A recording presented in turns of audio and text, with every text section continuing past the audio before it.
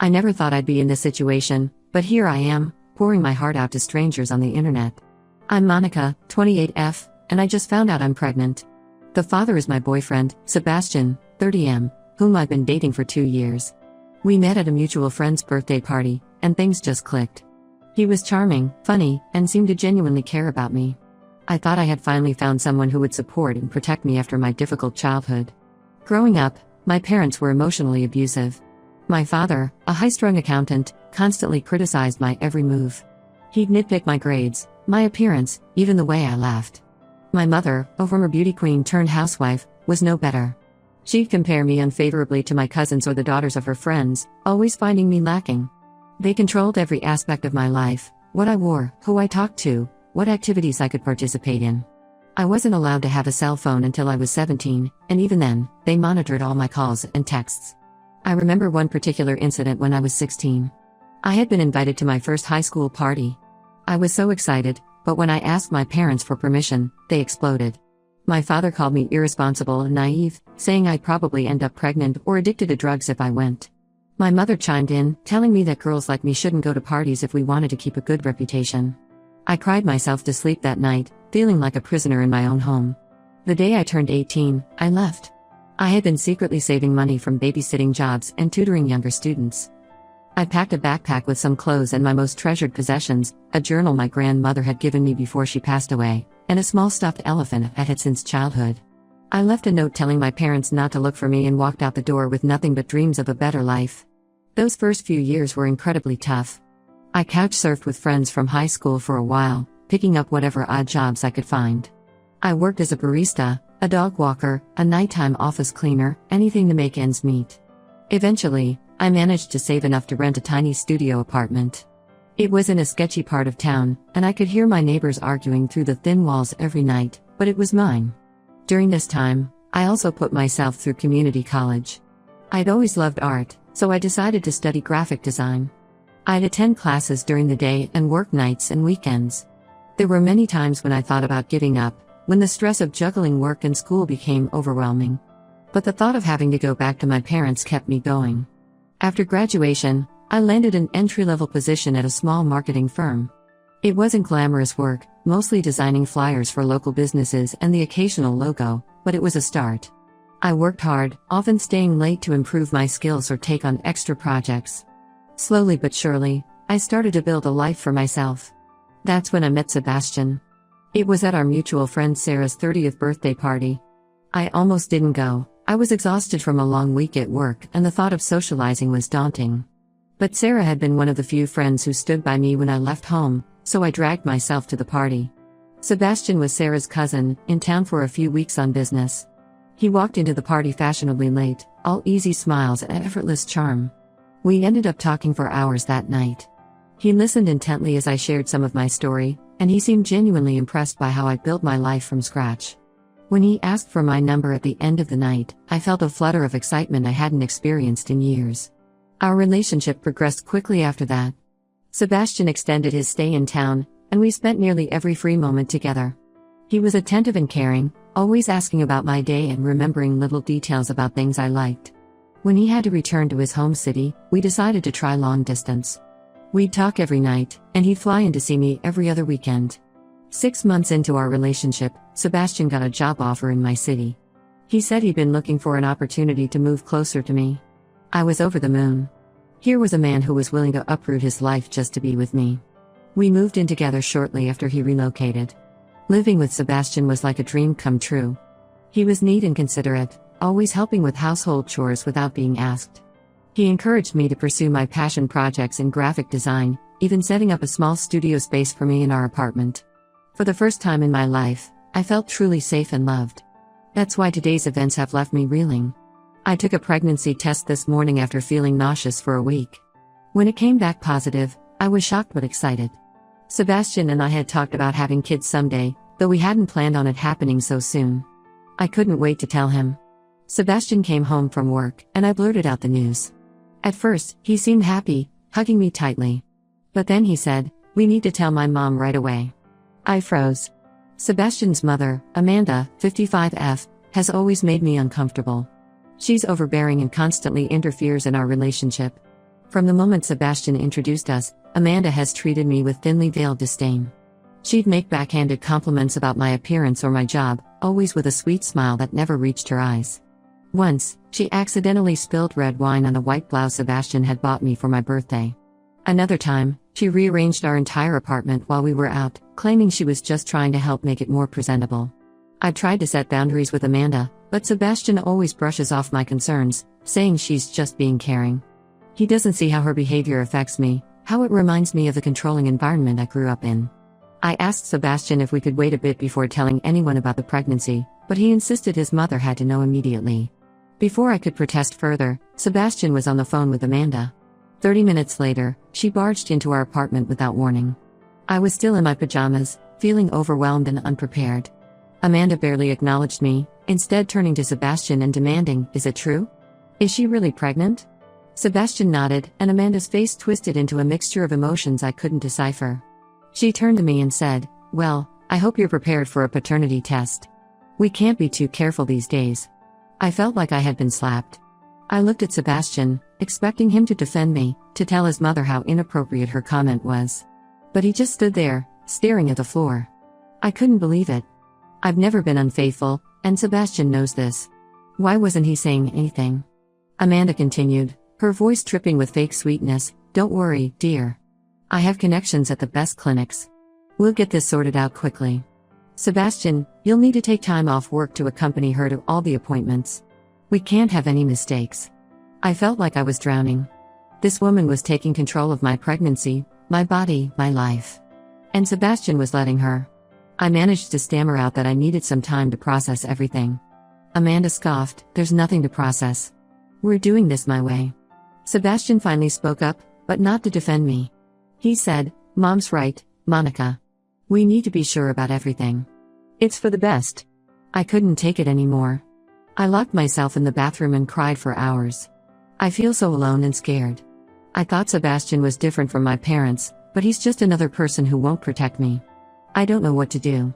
I can't imagine raising a child in this environment, with Amanda controlling everything and Sebastian being her puppet. I'm considering leaving, but I'm terrified. I've worked hard to build my career, but I don't know if I can support myself and a baby on my own. Plus, I'm afraid of what Sebastian and Amanda might do if I try to leave. They have more money and connections than I do. I feel trapped and hopeless. I thought I had finally found happiness, but now it feels like my world is crumbling around me. I don't know if I even want this baby anymore. The thought of being tied to Sebastian and Amanda for the rest of my life makes me feel sick. I need advice. Should I try to talk to Sebastian again? Should I just leave and figure things out on my own? I'm lost and scared, and I don't know where to turn. Any guidance would be appreciated. Update when it's been 2 weeks since my last post, and so much has happened. I want to thank everyone who offered advice and support. Your words gave me the strength to take action. The day after I posted, I decided to confront Sebastian. I spent hours rehearsing what I wanted to say, trying to find the right words to express how hurt and betrayed I felt. I waited until he came home from work and asked to talk. We sat down at our kitchen table, the same place where we'd shared so many happy meals and conversations. Now, it felt like a barrier between us. I took a deep breath and started talking. I told Sebastian how hurt and betrayed I felt by his lack of support when his mother demanded a paternity test. I explained that her behavior was controlling and disrespectful, and that I needed him to set boundaries with her. I reminded him of the stories I'd shared about my childhood, how I'd promised myself I'd never let anyone make me feel small again. As I spoke, I could see Sebastian's expression changing. At first, he looked defensive, but as I continued, his face softened. For a moment, I felt a glimmer of hope. Maybe he was finally understanding. Maybe we could work through this together. But then Sebastian spoke, and my hope shattered. He said, "Monica, you're overreacting. Mom is just looking out for us. She's even offering to pay for all the medical expenses. You should be grateful." I couldn't believe what I was hearing. I asked him, "Do you really think I've been unfaithful? Don't you trust me at all?" Sebastian hesitated before answering, "It's not that I don't trust you. It's just, well, accidents happen. We need to be sure." That's when I knew. This wasn't just about the pregnancy or the paternity test. This was about our entire relationship. I realized that Sebastian had never really trusted me, never really seen me as an equal partner.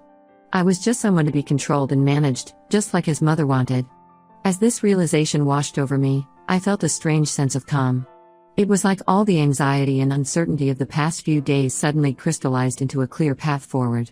I took a deep breath and said, "Sebastian, I can't do this anymore. I'm leaving." His face turned red with anger. "You can't leave. What about the baby? What about our life together?" I stood my ground. "There is no our life if you can't trust and respect me. I deserve better than this, and so does this baby." I had already packed a bag while he was at work, anticipating that this conversation might not go well.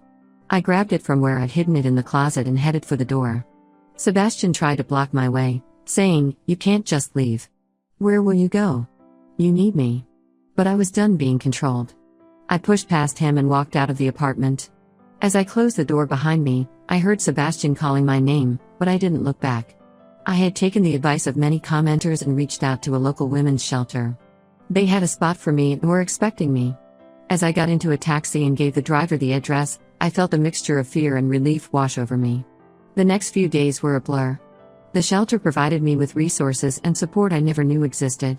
They helped me file a restraining order against Sebastian and Amanda, who had been bombarding me with calls and texts. Some of the messages from Amanda were particularly nasty, calling me all sorts of horrible names and threatening to ruin my life if I didn't come back. Reading those messages brought back painful memories of my mother's emotional abuse. But this time, instead of feeling small and powerless, I felt angry. Angry at Amanda for trying to control me, angry at Sebastian for not standing up for me, and angry at myself for letting it get this far. But that anger fueled my determination to build a better life for myself and my baby.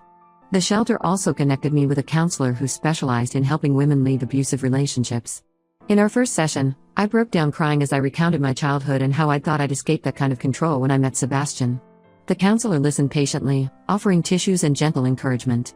She helped me see that my instincts were right, that I wasn't overreacting, and that I had the strength to get through this. One of the hardest parts was dealing with work. I knew I couldn't just disappear without explanation, but I was terrified of Sebastian or Amanda showing up at my office.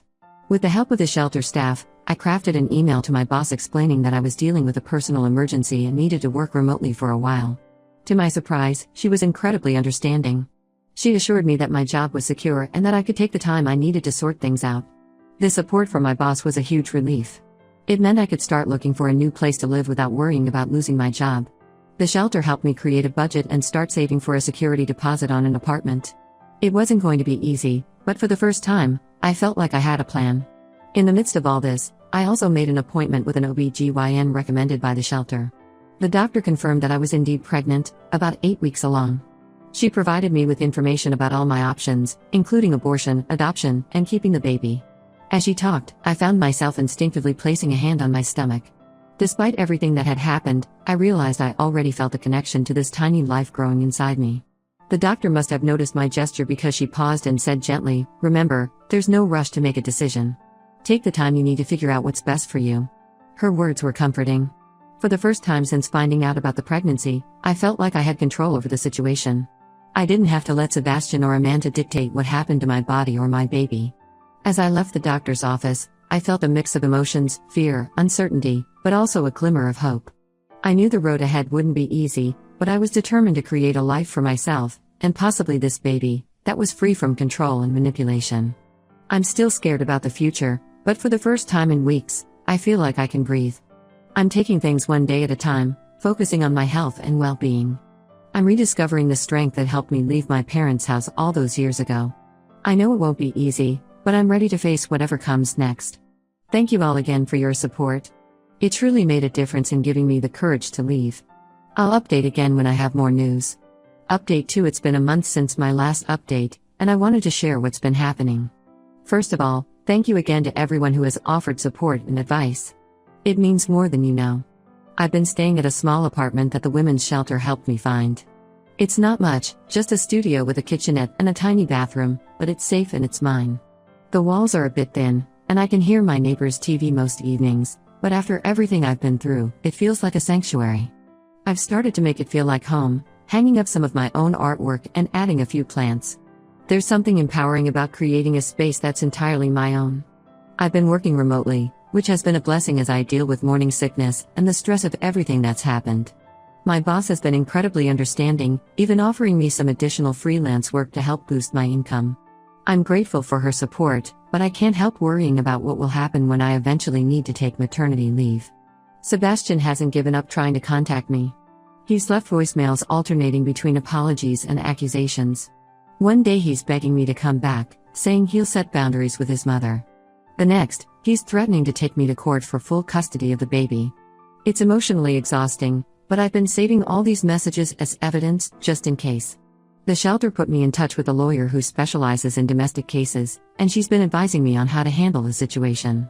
Amanda, on the other hand, has escalated her harassment. She somehow found out where I work and contacted my boss, trying to get me fired. She claimed I was unstable and unfit for my job. I was terrified when my boss called me into a video meeting, thinking this was it, I was going to lose everything. But to my relief, my boss didn't buy Amanda's lies. She assured me that my job was secure and that she'd be documenting all of Amanda's attempts to interfere with my employment. Her support brought me to tears, happy ones, for a change. The biggest development is that I've decided to keep the baby. It wasn't an easy decision, but after a lot of thought and conversations with a counselor at the women's shelter, I realized that I want this child. I know it will be hard as a single mother, but I'm determined to provide a loving, stable home, something I never had growing up. I had my first ultrasound last week. As I lay on the examination table, I felt a mixture of excitement and fear. When the technician turned the screen towards me, I saw that tiny heartbeat flickering. Everything suddenly felt real in a way it hadn't before. I'm scared, but also excited about this new chapter in my life. I've also started looking for a new job. As supportive as my current boss has been, I feel like I need a fresh start. I've been applying for remote graphic design positions that would allow me more flexibility once the baby arrives. It's daunting to think about changing jobs while pregnant, but I'm trying to stay positive. Sebastian found out about my decision to keep the baby. I suspect Amanda might have a friend at the clinic who leaked the information. He's now insisting on being involved in the pregnancy and demanding visitation rights once the baby is born. I've told him that all communication needs to go through my lawyer from now on. It's hard, because part of me still cares for him and wishes things could have been different. But I know I need to stay strong for myself and my baby. Speaking of lawyers, I've hired one to help me navigate the custody issues that are likely to come up. She's been amazing, helping me understand my rights and preparing for whatever Sebastian and Amanda might try next. It's expensive, but I'm trying to see it as an investment in our future. I've also started attending a support group for single mothers at the local community center. It's been incredibly helpful to connect with other women who understand what I'm going through. We share advice, encouragement, and sometimes just a shoulder to cry on. Last week, one of the women brought in some baby clothes her child had outgrown and offered them to me. The kindness of these strangers turned friends has been overwhelming. As my pregnancy progresses, I'm trying to focus on the positive. I've started a journal for the baby, writing down my thoughts and feelings as I prepare for their arrival. I want them to know how much they're loved, right from the start. I'm taking things day by day, trying to stay positive and focus on creating a good life for myself and my baby. It's not easy, but I'm stronger than I ever knew. Thank you all for being a part of this journey with me. I'll update again when there's more to share. Update 3. It's been 3 months since my last update, and I'm now 6 months pregnant. So much has changed, and I wanted to share it with you all. First, the good news, I found a new job. It's a remote position with a startup company that values work-life balance. The pay is better than my old job, and they're even offering maternity leave, which is a huge relief. I started 2 months ago and so far, it's been great. My colleagues are supportive, and the work is challenging in a good way.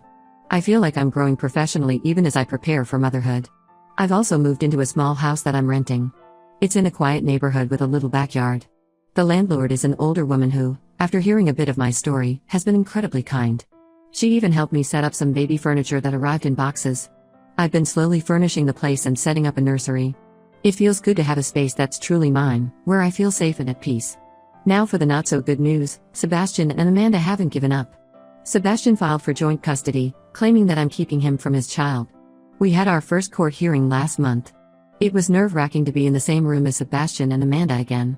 Amanda glared at me the whole time, while Sebastian kept trying to catch my eye. I focused on staying calm and letting my lawyer do the talking. My lawyer presented evidence of Sebastian's emotional manipulation and Amanda's harassment. The judge seemed sympathetic to my situation but emphasized the importance of both parents being involved in a child's life.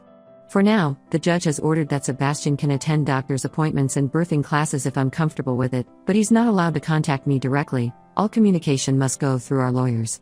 Amanda has been barred from any involvement due to her harassment. Sebastian attended the last ultrasound appointment. It was awkward and tense, but he behaved himself.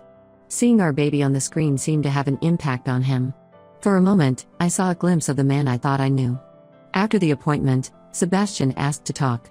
He apologized for his behavior and for not standing up to his mother. He said he's been going to counseling to work on setting boundaries with Amanda and understanding why he let her control our relationship. He asked if we could try to co-parent amicably. I told him I appreciated his apology, but that trust takes time to rebuild. I agreed to consider co-parenting, but made it clear that we would not be getting back together romantically. He seemed to accept this, which was a relief. As for Amanda, she's been quiet lately. Too quiet, if I'm honest. I can't help but feel like she's planning something, but I'm trying not to let paranoia take over. I'm focusing on staying healthy and preparing for the baby's arrival. I've also been attending a support group for single mothers. It's been incredibly helpful to connect with other women who understand what I'm going through. We share advice, encouragement, and sometimes just a shoulder to cry on. Last week, we had a small baby shower for me. It wasn't anything fancy, just some cupcakes and small gifts, but it meant the world to me. Looking back on everything that's happened, I'm amazed at how much I've grown. I'm no longer the scared, uncertain woman I was 6 months ago. I'm stronger, more confident, and ready to be the mother my child deserves. Thank you all for being part of this journey with me. Your support has meant the world. I'll update again after the baby is born. Wish me luck.